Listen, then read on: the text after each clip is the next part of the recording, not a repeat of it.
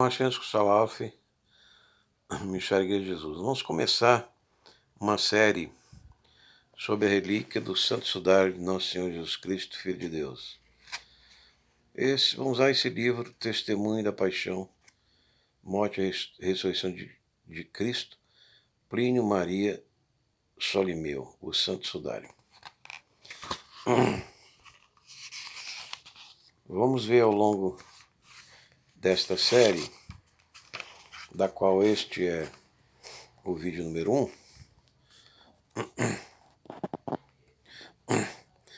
as comprovações, as evidências históricas da mortalha sudário do Senhor Jesus Cristo. Vamos abordar o índice, a história do Santo Sudário, na história, a ciência do Santo Sudário, o teste do carbono 14, discutível, errado, o homem do sudário, capítulo 5, a paixão segundo o Santo Sudário. Na sua introdução, o professor Solimeu descreve as referências sobre o pano de linho sudário. Mateus 27, Marcos 15, João 20. O corpo do Senhor foi colocado num lençol que mede 4 metros de comprimento por 1,10 metros de largura, e foi uma providência divina a conservação durante 20 séculos dessa peça, embora houve uma tentativa de teste de carbono 14 de falsos cientistas de universidades apóstatas de dizer que era uma pintura falsificada do século 13, 14. Mas vamos ver ao decorrer da série que essa mentira não se sustenta. Bom, esse é o negativo que foi tirado por Seconda Pia no final dos 900, no final dos 800, onde mostra o Senhor Jesus de braços cruzados. Isso são manchas do fogo que teve em Chambéry, na França, numa urna de prata. Isso são remendos das Clarissas depois do incêndio. Isso são marcas da dobradura, que o sudário era dobrado, colocado numa caixa de prata, e esses furos foi devido ao derretimento da prata no incêndio da capela de Chambéry, na França. Então, no capítulo 1, nós vamos ver a história do Santo Sudário, como passou por tribulações. Ele tem 4,36 metros de comprimento. Ele dá 2 dobraduras, ou seja, nas costas e na frente do corpo de Nosso Senhor Jesus Cristo de Deus. Ele tem uma qualidade superior, em espinha de peixe, com essas marcas do incêndio de 1532.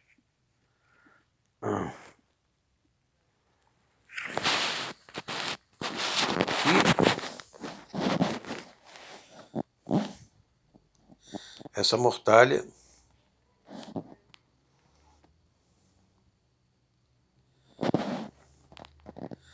saiu de Jerusalém e chegou em Turim, na Itália. Então esse itinerário nós estudamos aqui agora, nessa primeira série.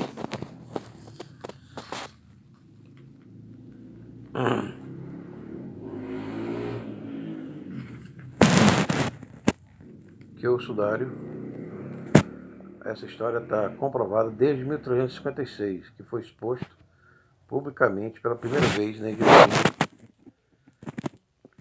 ilha de Lirei.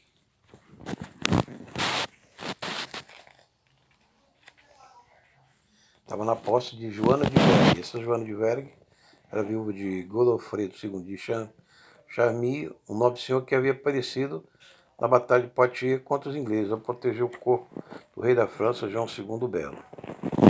Muito bem, o Santo Sudário no século I ao XIV, como ele chegou em Lirei, há a hipótese de que ele fez uma viagem com um cruzado, um nobre cruzado francês. Ele tinha ficado em Constantinopla,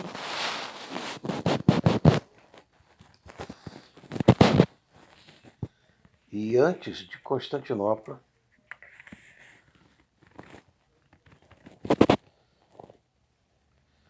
no ano de 651, São Bravo, bispo de Saragossa, na Espanha, afirmou que os apóstolos cuidaram desse tecido, mas escondendo os judeus, porque era uma mortalha impura de um morto, segundo os judeus, mas de um vivo, segundo a verdade. Foi quando Abigar V ele recebeu a mortalha e se curou de uma lepra. Judas Tadeu teria guardado e levado para Edessa e curou este rei. Abigar ficou curado, Abigar V. E Edessa foi o primeiro reino cristão.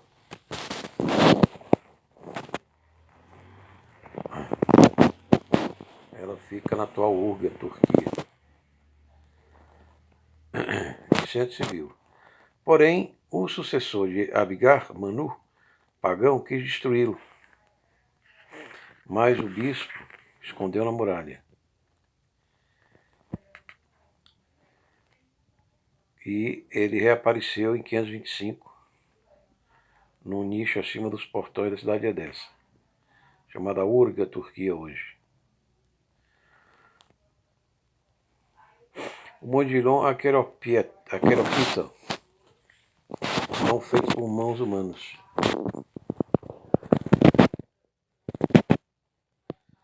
Lá todos criam no Sudário de Quero, Sudário de Cristo. Justiniano I o Grande, em 527, fez construir em Edessa um santuário para abrigar essa preciosa relíquia. A partir desta época, dessas exposições de Justiniano I o Grande, 527 a 563, passaram os artistas a retratarem Cristo não mais como um homem de cabelo curto, mas como um judeu da época, cabelo longo e trançado atrás, dividido no meio. Em meados do século VII, Edessa caiu na mão dos muçulmanos,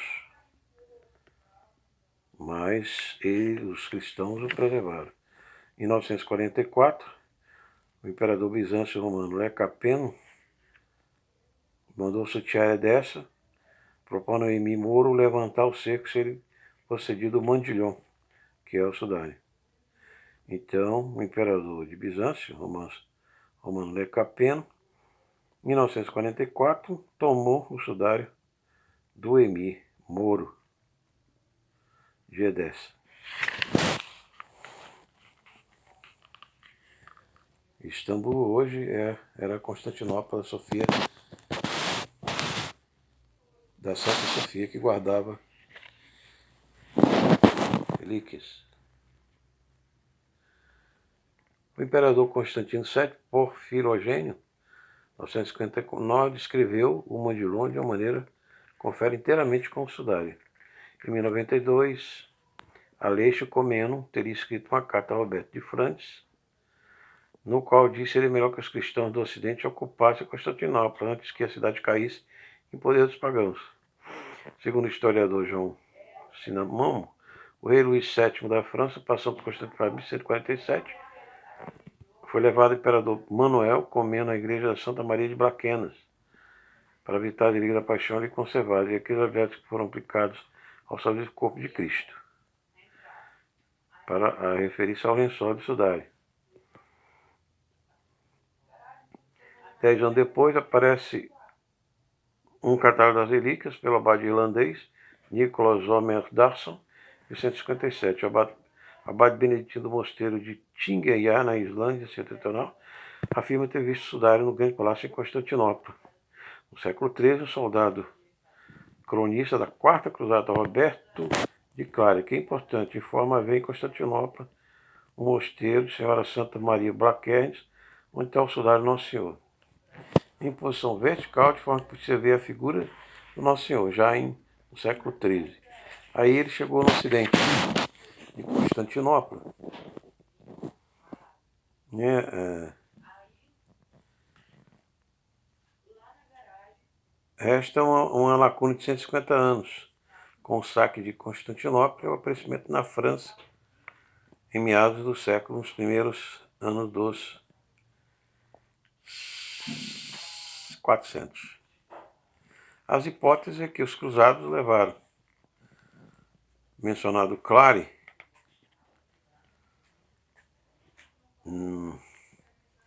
não sabia o que foi feito na tomada de Constantinopla. No Congresso Darístico de Bolonha, o padre Pedácio lançou uma hipótese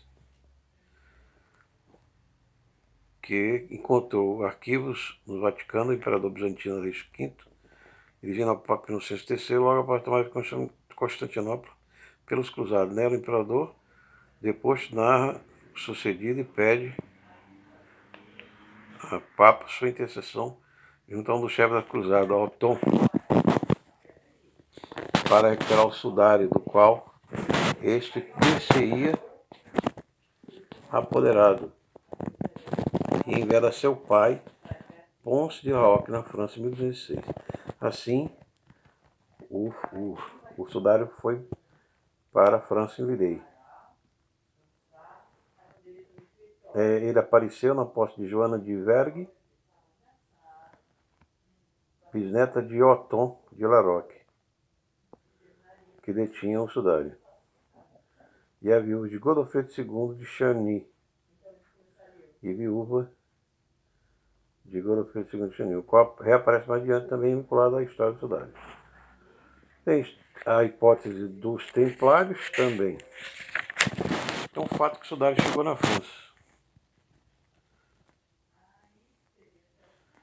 Luís VII recebe a cruz de Bernardo de Claraval. Essa gravura bonita.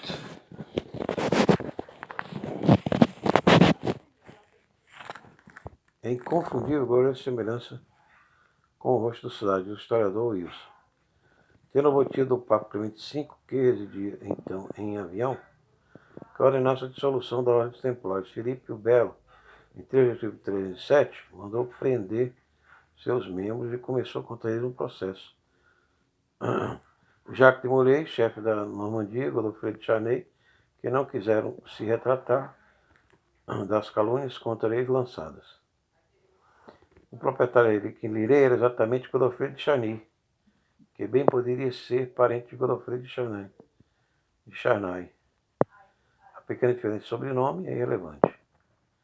Podia ser também que os templários fossem apenas os depositantes das custódias da relíquia que pertencia ao senhor de Lirey, por herança de sua mulher, Joana de Vergue, descendente do cruzado que teria levado a relíquia para a Europa.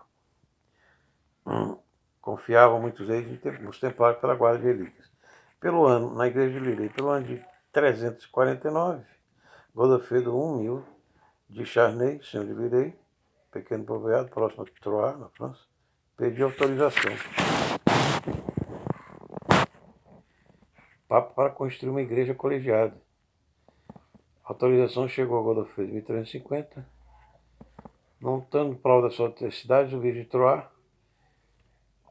cujo diocese proibiu a exibição. O sudário foi retirado da colegiada e guardado em lugar seguro.